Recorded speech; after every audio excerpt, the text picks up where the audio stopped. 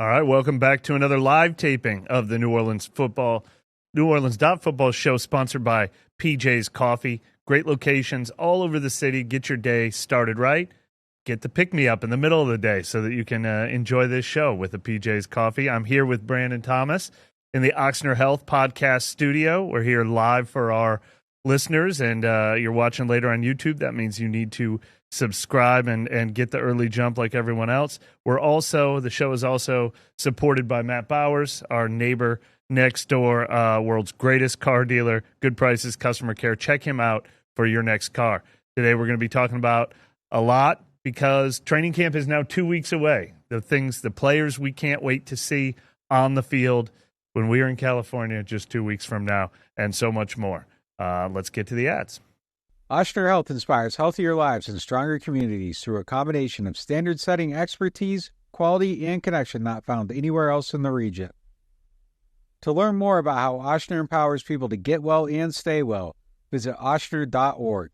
Long live you. The NewOrleans.Football show is proudly presented by PJ's Coffee. PJ's Coffee has some of the best drinks that you can find. They have locations all over the city. They have pastries and everything else you need to get your day started. So go check them out. Time for a new watch? Go check out Friend & Company Fine Jewelers' wide array of Breitling watches at their showroom on Maple Street. They have every type of watch that you want, and they can get you right for any type of occasion. And while you're there, check out their engagement salon. They'll make sure you find the perfect ring for that special someone. Their experienced staff offer 5-star customer care to help you find the perfect watch, ring, or whatever else you're looking to buy. Visit them today. Friend & Company Fine Jewelers, 7713 Maple Street between Adams and Burdett, 504-866-5433, or visit them at friendandcompany.com. Looking for the best insurance coverage at the lowest price? Look no further than Chabert Insurance, the Earhart Agency. They are a local independent insurance agency right here in New Orleans, specializing in home, flood, and auto insurance. Their agents are born and raised in the area and understand our community's unique needs and the homeowners insurance crisis our residents are currently in. At Chabert Insurance, the Earhart Agency, their dedicated team will shop every available carrier in the market, ensuring you get the most comprehensive coverage at the lowest possible price. They know your time is valuable, which is why they work diligently to provide you with the quotes as soon as possible. Why settle for less when you can have the best? Trust Chabert Insurance, the Earhart Agency, to protect what matters most to you. I do. I've been a client of theirs since 2021. When we couldn't find someone to insure our house because of the big oak tree growing over top, Chabert worked until they found someone that would work with us and give us the protection that we need to feel safe in our new home. Call them today at 504-326-6526 or visit them online at Protected by Chabert. That's 504-326-6526. Chabert Insurance, the Earhart Agency, your local insurance experts. Hardhide Ponchatoula Strawberry Whiskey is an 86 proof blend of aged wheat bourbon, American light whiskey, and fresh Ponchatoula strawberries. Blended in New Orleans, it is not for the thin-skinned. Look for it in your favorite stores, bars, and restaurants. NewOrleans.Football is proud to be sponsored by Firehouse Subs. Make sure you check out their location on Veterans Boulevard. All right, let's get into the show.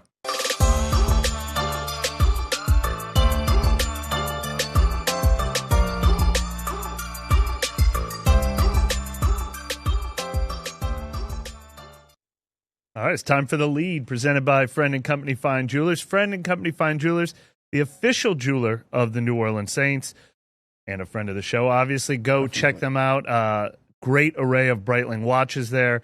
They'll take care of you. They'll help you find the one you're looking for, and so much more at Friend & Company Fine Jewelers.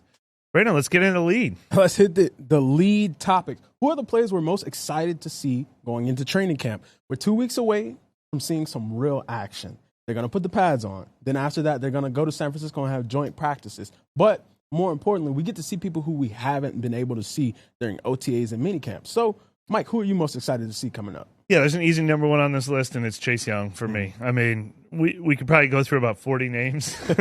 Maybe we should make a top five. But I think it's going to be hard to top Chase Young. Yeah. I think that would have been true going into OTAs and minicamp if he was healthy. He's the shiny new toy. He's the exciting young player who, you know, Nick made a really good point recently. Like, are we sleeping on him? Or, you know, like he's kind of an afterthought because out of sight, out of mind. Right. But, you know, at a certain point, he was one of the top young players in the entire NFL. NFL. A former, he was the number two overall pick at one point. Number 2 overall pick, defensive rookie of the year. Now, look, it's not just the injury that puts question marks on him. He's been inconsistent. The Washington Commanders kind of gave up on him, traded him away to San Francisco. He had flashes in San Francisco, but it was still a little up and down. So we don't know exactly what the Saints are going to get out of him. But the potential is to be the best player on the whole defense. I mean, that is an actual realistic ceiling. And because he had neck surgery early in the offseason, as anticipated, no OTAs, no mini camp. I don't know if we're going to see him on day one. I don't know. We'll probably see him do some walkthrough first, and then we'll see him get on the field, and then we'll see him get on the pads, and we'll see some days off. So it'll be gradual. But at some point this summer, we're going to get to see what Chase Young looks like, and I hope it's sooner than later. There was an injection of excitement at one point. The Saints official account had posted out some pictures of him working out in the facility, and it was just like, man, he it's close to being that time. But definitely he's number one. But I think along with that, Kool-Aid McKinstry. Another guy, exactly. Yeah, we got a chance to see him a little bit during minicamp doing some individual drills and workouts and stuff, but never in full team activities. And the battle for slot corner is huge. It's going to be huge going into the season with Alontae Taylor unsure if he's going to lock down that position. But Kool-Aid just being able to come in there and insert himself with the versatility that he has. What are some of your thoughts on that? Well, I think it's another out of sight, out of mind. Like he's so exciting as a prospect, but we don't know. Is he going to be neck and neck with Alontae Taylor? Yeah. Is he going to have to wait his turn? Is he going to be a guy who, oh man, this guy's so dynamic? You can't take him off the field. You got to figure out a place for him. And I'm even a little more optimistic that we're probably going to see him going full go at the beginning of training camp or really close to it because he was doing all that workup stuff that we're talking throughout camp, like all the way to the point of doing walkthroughs by the end of mini camp. So he should be pretty full go. And look, we're going to talk later this week about the position battles we can't wait to watch. And spoiler alert, I have a feeling that's going to be the number one position battle we can't wait to watch. Yeah. Look, those are the guys we haven't seen. Everyone else we have gotten glimpses of in OTAs and minicamp for the most part. I mean, we didn't see Jordan Howden and Brian Brzee out there a lot, but they were doing all the walkthrough stuff, and they're sort of known commodities. I'm going to go on the other end of the scale, and I'm going to say Marshawn Lattimore. I mean, we saw him for 3 days in minicamp, but he's just like Chase Young for me, and a guy that, like, if Marshawn Lattimore is all he can be, my win total's going up.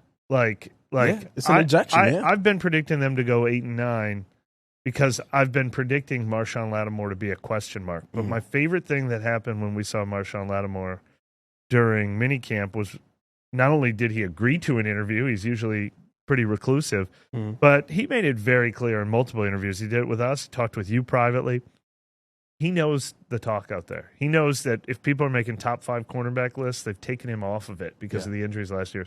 And he even said, I'm the one who has to prove that wrong. He's not blaming the coaching staff. He's not blaming everyone else. He knows he's had fluke injuries. He doesn't think they're going to be recurring. And he said, but I need to remind everybody. So whether or not Marshawn Lattimore is happy with being in New Orleans long-term, the state of his contract, I don't know for sure. But he is going to be motivated to prove to everyone, I'm still Marshawn Lattimore no matter what the future holds, and that can only help this team. And it's funny you mentioned that because on last week's episode, when we did our top 21 rankings, we'll get more into that later in the show, but you talked about all of those same reasons on why he was the number one player on the team. So I think Lattimore, I'm very excited to see him come back and show his competition on, the players that we have on the team with Chris Olave. But another player that I had listed as somebody that we saw already that I think should be really excited to see is Fuaga. I think Fuaga absolutely. With the he pads was next on my list too. Yeah. When I mentioned the pads coming on, that's when we're really going to see offensive linemen go to work. Whenever they're going against each other, really in the trenches, being able to have full pads on and really get some good work in there. So Fuaga being able to come out there and solidify his spot at left tackle, I think that's very important. Yeah, the offensive line's on my list. I mean, Trevor Penning too. We're going to look at him through a microscope, and every bad day he has and every good day he has and every bad one-on-one he has and every good one-on-one he has, we're going to be talking. But figuring out if these guys are going to be the left tackle and the right tackle is probably the most important thing we're going to see in all of training camp. Along the same lines with Marshawn Lattimore, Alvin Kamara, he made himself a story by dipping early the last time we were out at a mini camp practice. Will we see him at all? I don't think it's going to be an extended holdout because the new CBA has made it extremely costly. But maybe he's willing to take that stand because we've talked about Alvin's just built a little different. Like he's taken care of himself off the field enough that he can afford, if he has a principled stand enough, he can probably afford to let some money go, and he just wants to make sure he's done right by. And maybe on behalf of other running backs, it's a fraternity position that just gets so undervalued in the NFL, and he's at one of those draw a line in the sand spots. So I'm really curious what we're going to see out of him. On the football field, another one for me, Taysom Hill. It was probably the most exciting thing I think we saw in OTAs and minicamp. I was curious, what is this new staff going to think of him? And not only did he show up for every practice, which is kind of new for him, he revealed that Clint Kubiak flew to meet him in Utah, talk so much about how excited he is about what he can be, and then we saw them try him at every different position. I think they're going to hone that in eventually, but they are so curious to see what they can do with him that he's kind of a symbol of what I think is number one on our list is just the continuing evolution of the Clint Kubiak offense and how it affects everybody on this team, but in particular how they keep using him. Funny that you mentioned the offense because two players that are kind of under the radar that I had on my list is Equanimeous St. Brown and A.T. Perry, who's going to be the contested catch receiver. Is Equanimeous St. Brown going to solidify himself on this team and earn a roster spot? Because in minicamp, he was doing things that kind of was like, okay, you're splashing, you're making yourself. Yeah, he was one of the standouts. Yeah, you're making yourself be seen. And A.T. Perry, he at certain points had a little bit of dip and things like that, but this is his time to shine. There were some responses, physical responses in minicamp, going out there and making those, acrobatic catches, showing, hey, I'm that guy. So yeah, we'll talk more about that in the position battle because Cedric Wilson's right there with them, I think. And for guys, I want to see who's going to step up because it's a place where they need guys to step up. And then look, the last two names I had written down are obvious, but so what if they're obvious? Derek Carr and Chris Olave. Yeah. Look, Nick wrote about it, made the point. Derek Carr might have had the best camp of anyone. I think, didn't we do a camp MVP episode toward the end of minicamp? And I think I picked Olave. I think he picked Carr. And it's just a continuation of, now this is going to be their second time around in this offense. How comfortable are they getting in it? Because this team goes as far as they go. Yeah. I mean, they're we could talk about the, supporting cast members a lot. And look, the offensive line is essential. But Carr and Olave have to be great. Have to be. You can have it's like a car. You can have a beautiful, chassis and body, but if you don't have an engine to go in that thing, it's no good. So let's boil it down to a top five. Number one, of course, Chase Young. Who do you have at number two? I had McKinstry and you had Lattimore. So yeah, I'm fine with Kool-Aid. Kool-Aid at number two. I mean, I'm excited to see what he is, and part of that is going to be the position battle. How are they using him? Is he only at nickel? Is he nickel one day, outside another day? Is he at safety another day? There's a lot that I'm interested to see with him. So he's two. You agree with Lattimore 3? Yeah, definitely agree with Lattimore 3. And I didn't Fuaga 4. I'm good at Fuaga 4. I have to put AK in this. I didn't realize it until you brought up the point of, hey, this guy kind of needs to show up. So yeah. I definitely think AK being in the top 5. He's going to be the first thing we write about, the first thing we tweet about, the first thing we post a video about, whether he's there or not. Definitely. Well, now it's time to get into our next segment presented by Shaw Insurance, the Earhart Agency. Last week, like we talked about before, we broke down the top 21 players we felt were on this team right now. You can check out that entire list on NewOrleans.Football, but let's make a couple predictions going into next season. Let's start off with which player that missed the list do we expect to rank highest on the list next year? I think there's an obvious answer, and he was on your list. Yeah. Kool-Aid McKinstry. Okay, there we go. We're at the same spot there. It's a disappointment if he's not, right? Yeah. The only thing holding him back might be the depth at the position. If he doesn't beat out Alontae Taylor, he might be a fourth corner, and maybe we put him on our list next year, maybe we don't, but I have a feeling that he either does something during this season or he does something during OTAs and minicamp, or Alontae Taylor doesn't resign, or Paulson Adebo doesn't resign, or Marshawn Lattimore gets traded. Yeah. Some form or fashion, I think Kool-Aid McKinstry is going to be a big part of this team by next year. All the other possibilities are pretty interesting. Since I took the easy one, I'll let you go second. I don't want to take another one off your list yet. No, that's who I had. Yeah. That's what I had. Kool-Aid, he originally on my list was number 21 because I had Alontae at 20. And I think with them being neck and neck, he has to be on the list. Two other names, let me ask you. Pick one or the other. Two names that fell off the list this year. Jawan, who was on your list. He was also in your top 21. And Jamal Williams. Do you think either of them can bounce back enough this year to get back on the list? Jawan being injured doesn't help him, but I think towards the latter half of the season, if he's able to recover and get over that, mental recovery side of it, I think it has to. Both of them might not even be on the team if they don't. I mean, Jamal Williams, I think we're impressed with what we saw in minicamp. He's going to get an opportunity to reclaim. All right, young guys. A.T. Perry, Jordan Howden. I don't know if Peyton Turner still counts as a young guy. Isaiah Foskey. You think any of them play their way into this list next year? Jordan Howden has a chance. I think Howden has a chance, but if he locks down that starting job and starts all year long, we're going to have room for him. That was my holdback, depending on what Abram comes into the season, because there was Abram. We're going to talk about it later in the show, stepping up at certain points of the season. But there's also Abram that you kind of see why he was let go from different teams during different points. But I'm not too mad at putting Foskey on the list. I don't want to say it like that with I'm not saying it with confidence yet, but I'm not too mad at the possibility. He works his way into that. He's a second-round you got to pick. get in that top 3 defensive end rotation. Yeah. He could do that. That's realistic. Yeah, I definitely think he can do that. Who else was I just going to mention? Trevor Penning. Trevor Penning starts 17 games, he could if he starts get 17, that. I'm not stays on the super field. confident that'll happen. All right, here's my dark horse candidate to be one of those. Like we had Nathan Shepard 21st this year, I think, or 20th. Yeah.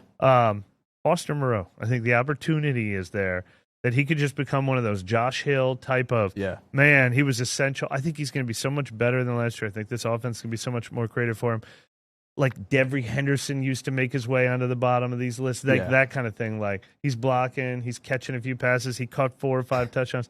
Like there's no one else at tight end right now. Right. So he's my dark horse. For a very weird reason, when you said his name, I just automatically thought, okay, 18. Like I just had it in my head. Like, okay, Foster Moreau makes sense at 18. You know what I mean? He can definitely do things to help him. I mean, he had a great offseason compared to last one. No off the field type of things going on like that. So I think him coming in fresh, mind clear, he already has a relationship with Derek. There's no reason kind of where he should be a dark horse. He should be on that list. Now, let's go to the next one. How high do we expect Taliese Fuaga to be ranked next year? This year he was at number 17. Do you see him? Yeah, he's got to be higher, right? I mean, look, Brian Brzee only moved up to 16 after a really good rookie year. And do I expect Fuaga to blow the doors off? Like, look like Teron Armstead out there in his prime? No, I mean, we're probably going to see some growing pains, but I just think the talent is so high. Like, I think he flirts with number 10.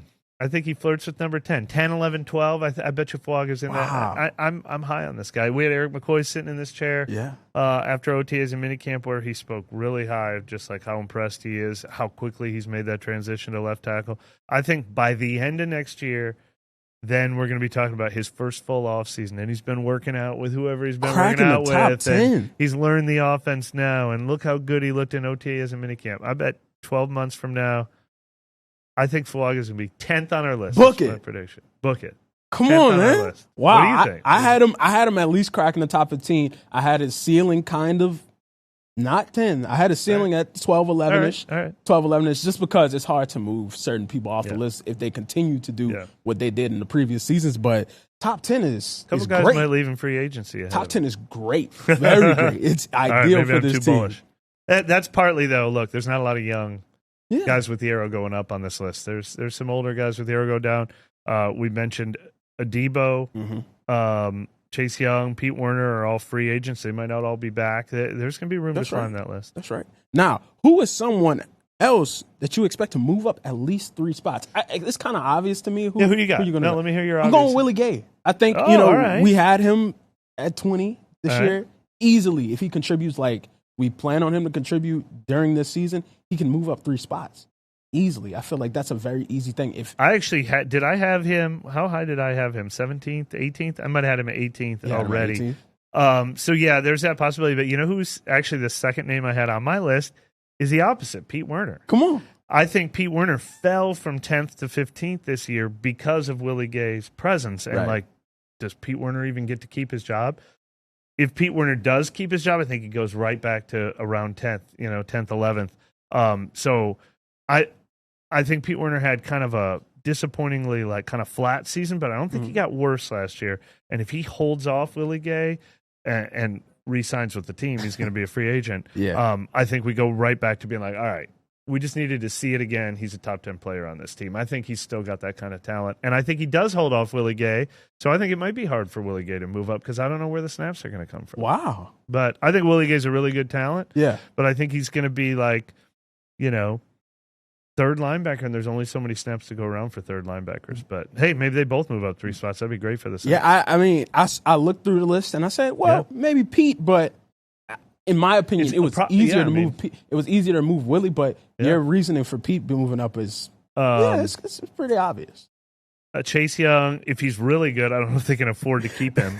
But does he move at least 3 spots up from 11?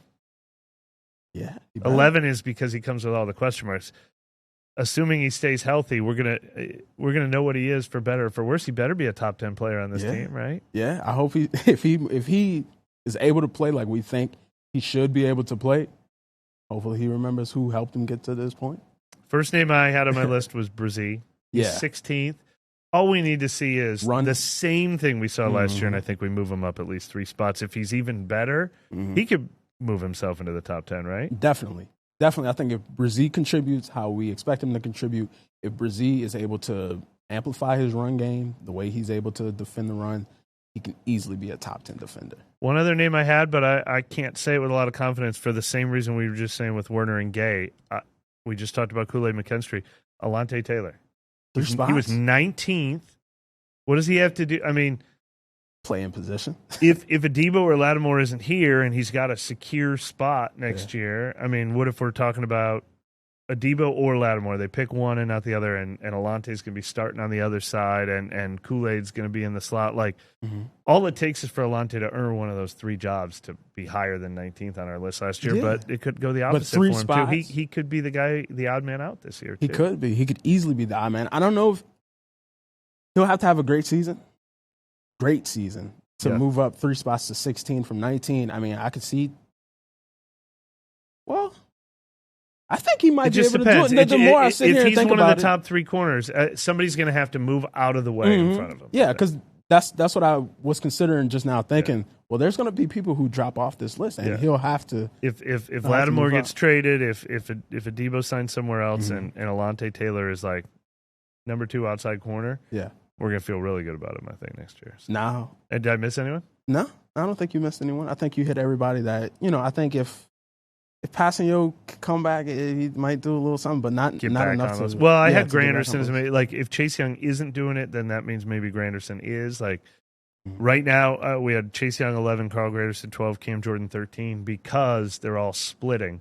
Yeah. If like 2 guys are gone and like Carl Granderson's the last one standing, then he'd probably move into our top 10. Yeah, by default, he had to move up. But let's finally get to who is number 1 on this list next year.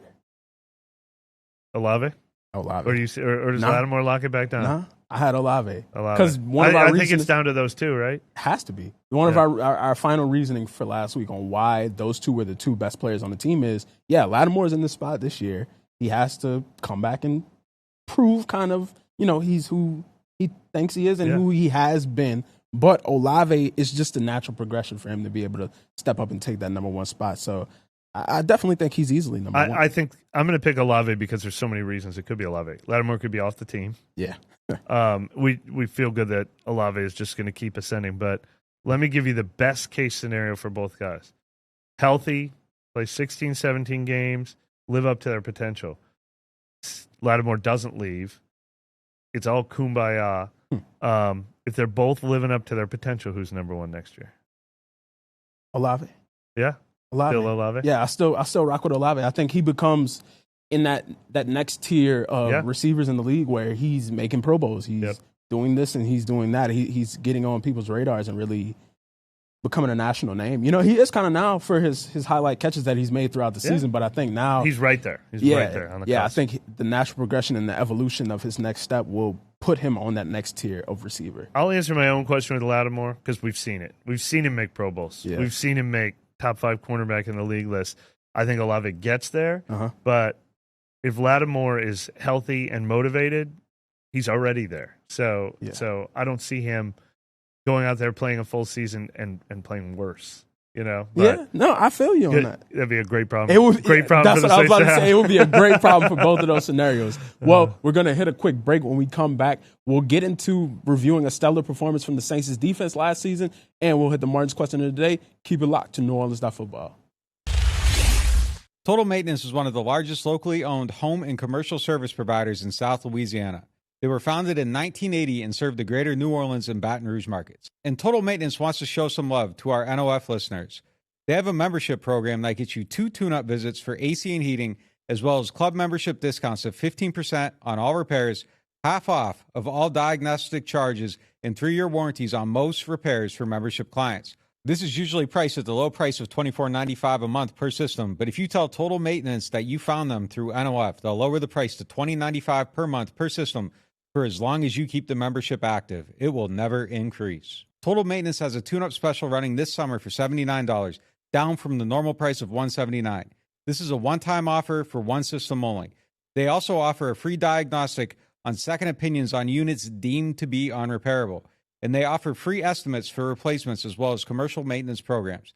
Services include AC and heating service and replacement, electrical service, plumbing service, as well as generator service and installation.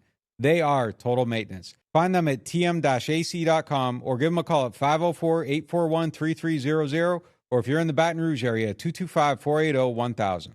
There's nothing quite like the feeling of stepping into your dream home. At Jefferson Financial Federal Credit Union, we can help make that dream a reality with a team dedicated to you. When you partner with Jefferson Financial, you do so for the life of the loan. Having a single point of contact when questions arise is invaluable. Our experts are here to guide you every step of the way. There's no better time to invest in your future. Apply online at jeffersonfinancial.org. Federally insured by NCUA. Equal housing lender. Shrimp Rummelog combos are back at New Orleans Hamburger and Seafood Company. Zesty shrimp rummelog served with fried shrimp, catfish, or soft-shell crab starting at $10.99. Or try one of our spring specials, catfish Lafitte or lemon caper fish with crab meat. Now at New Orleans Hamburger and Seafood Company. Martin Wine and Spirits is home to a selection of hand-picked barrel select bourbon, whiskeys, and much, much more.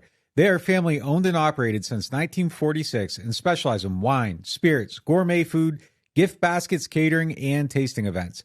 They have many locations, so they're never too far away. You can check them out in Metairie, New Orleans, Mandeville, and Baton Rouge, or if it's more convenient, you can always shop online.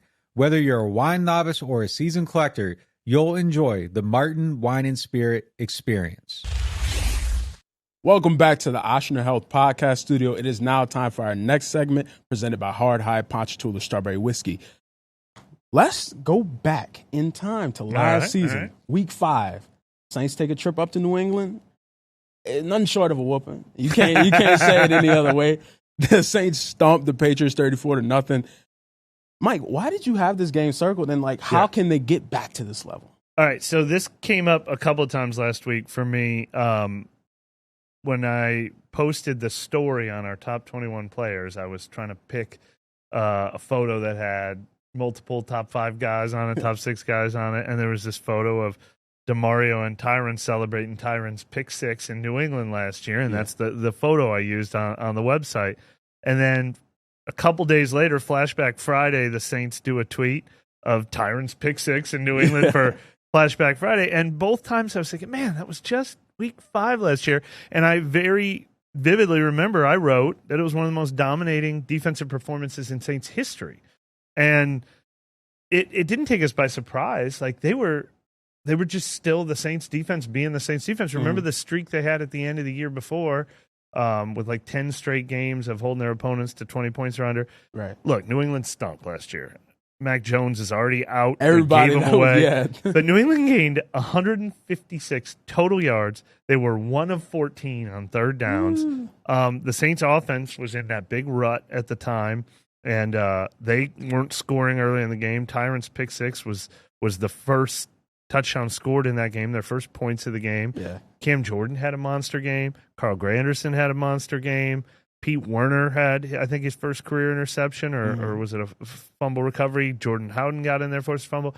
And I was like, God, that was not that long ago. I mean, I'm admittedly kind of down on the defense because as last season wore on, they didn't look like themselves anymore. The Minnesota game, they stunk. The Atlanta game, they stunk. Detroit game got off to a slow start, and they had that run of like 5 or 6 games with slow start.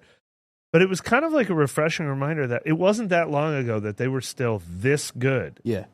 How far away do you think they are?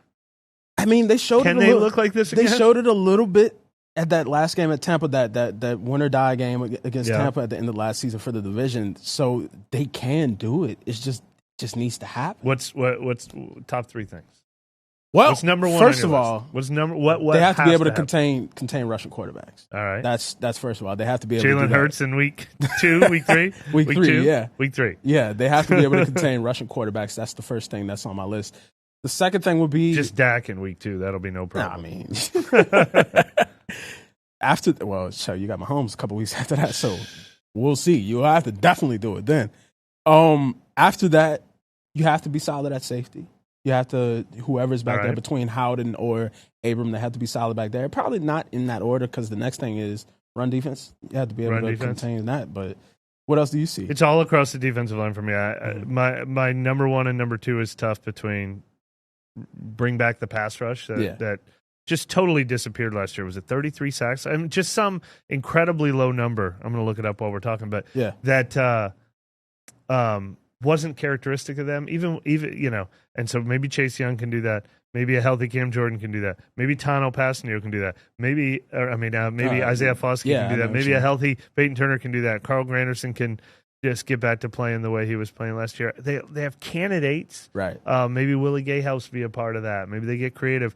They started, as Nick has pointed out so many times, Dennis Allen found his identity again and just went back to being more attacking, aggressive last year. That helped. But you're absolutely right on the run defense. And I'm a little less optimistic that the run defense got better this offseason because it's the same defensive tackles. And as high as we are on Brian Brzee, I don't think anybody considers that a strength of his game. Leverage is still his biggest issue. I mean, are Nathan Shepard and Colin Saunders going to provide that more than they did last year? Are Pete Werner and Willie Gay and Demario Davis going to be better than the linebackers were against the run last year? Is it just going to be coaching and learning from their mistakes? Like, I don't know. I'm a little concerned. I think overall, a good way to sum this up is they need to make people afraid of them. They need to make people afraid to have the ball in their hands because they know they can get torn down on all 3 phases of the defense. I think that should be the expectation going into the season of who Dennis Allen, made his name in this league to be a guy who's able to coach his defense. That Tom Brady game when Sean Payton had COVID. Yeah. That was but that's why that's the whole point of the segment. That feels like a couple years ago. They were still doing it in September of last year. They were killing the Packers until Derek Carr got hurt. What was the score when he got hurt? 17-0 in the third quarter. Like that, They held like the Titans to 16 in week 1. They had Jordan Love looking like a rookie. I mean, like they were. It wasn't that long ago, but it feels far away. I look. You mentioned it when I said Jalen Hurts, and then I remember Dak Prescott, and then you said, "Oh yeah," and Pat Mahomes. Like, they had it easy last year. Oh, did they? They didn't face quality quarterbacks. They missed and out then when on they Justin faced Fields, Matthew Stafford, he tore him up. They faced Jared Goff. He got off to a good start ahead of against him. The schedule's going to make it a lot tougher for this defense. But look, the thing we feel best about is the cornerbacks. If Marshawn Lattimore is a part of this team, and Kool-Aid McKinstry is a part of this team, in addition to Adebo and Alante Taylor and Tyrann Mathieu back there in the secondary, they make all our concerns in the front 7 get helped by the fact that they're locking it down back there. So it is entirely possible for them to still be a top 10 defense. Do I think I'll be writing the words one of the most dominant defensive performances in Saints history anytime soon? Do you? I'm not super optimistic. I don't know. Maybe. I have doubts in the first half of the season because of the names that we mentioned at quarterback. But maybe Atlanta, they catch them. They're able to crack them over the head, different things like that. We'll never know. But now it's time for our Martin's question of the day. Martin's is home to a wide selection of hand-picked barrel select bourbon, whiskeys, and more. Martin's, so much more than just wine. Today's question comes from Caleb Jackson. Caleb asks, if you could add one ex-Saints player to the roster, not named Trey Hendrickson, as the player currently is going into 2024. The 2020 version, 2024 version of the player. I like that. I like that. I was about to pick Jari Evans, and then I saw the second half of that question. Who would it be? I'm torn between two guys here. Who are you going? I don't think you picked my guy, but let's see. Well, I think the two chalk answers are Marcus Williams and Teron Armstead. Well, because not only are they the two best players that the Saints let go that are still out there playing, they're two giant gaping holes on the roster. I mean, the only question is, who do you think is going to be better in 2024? I think Teron or Marcus Williams. And I just read, an interview with Teron Armstead in Miami, another battling injuries always, unfortunately for that guy, but refreshed, healthy for now. Talked about how he considered retirement, but he's all in for this year. I'm not going to bet against Teron Armstead. And if he was the left tackle, even banged up, and Taliese Fuaga was going to step in at right tackle, wouldn't we feel so much better about this? Doesn't that make a bigger difference than even if you knew Marcus Williams was going to have a Pro Bowl season at safety? But that's who I picked. I know. I picked Marcus Williams because I feel like he shores up things, but yeah. Isn't it just so much more important? Like, if we knew you were getting a healthy Teron, you'd pick Teron. Yes. It's just... He was definitely on my list also. Yeah, if you know you could have that ceiling, you got to go with it. You can't pass that up. Look, and I'm not going to bet against him, but maybe you're getting 10, 11 really healthy games, a couple more that he fights through, a couple more that he misses, but still that would help this offensive line so much. But yeah, Marcus Williams next to Tyrann Mathieu, next to the other guys in the secondary, would be feeling great about that defense. Did you consider anyone else? First of all, would you have taken Trey Hendrickson ahead of both of them? Of course. No, well, only because of the health. Yeah. I had Teron. If you told me I'm getting 17 games of healthy, I might take Teron over Trey. Yeah. And I might move Marcus Williams because that takes to away third. a whole bunch of question marks, anguish that goes along with the offensive line if you have Teron in there as a surefire thing. But Trey Hendrickson obviously was on the list, but the user was very much don't take the easy way out. Let's take him off the board. Did you consider anyone else? I mean, I had some other names. I had some names that I thought about, but nobody I would really be fighting for. David Onyemata, Sheldrake is still playing okay at defensive tackle. Von Bell's, Kate like Nellis, Alex Anzalone. No, they've got enough linebackers. C.J. Gardner-Johnson still playing really well, but I just feel good about their options at that position. Yeah, a troll pick. Wait, Eli Apple. Eli Apple. Jameis. Could have picked Jameis. Yeah. Lock down Andy Dalton, lock down the backup quarterback job. Yeah. But no, I'm pretty confident in who they have back there right now to be able to make a way for the backup quarterback spot. Get in the chat and let us know if we forgot anybody. Definitely. I was trying to think if we forgot any obvious choices. I'll feel bad if we did, but Andrus Peat.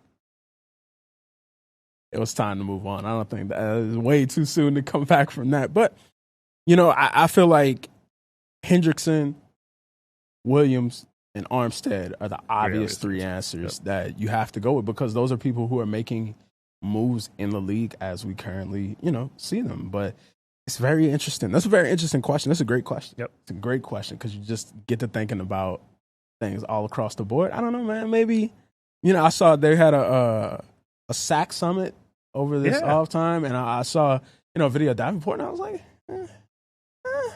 But, I think it might have been time for that to move on, too. But he'll have one more flash. He'll have one more 8-week stretch where he reminds everyone of the talent, I think. Yeah, definitely. Well, that'll do it for this episode of NewOrleans.Football. For those of us who joined us live, we appreciate you for your continued support.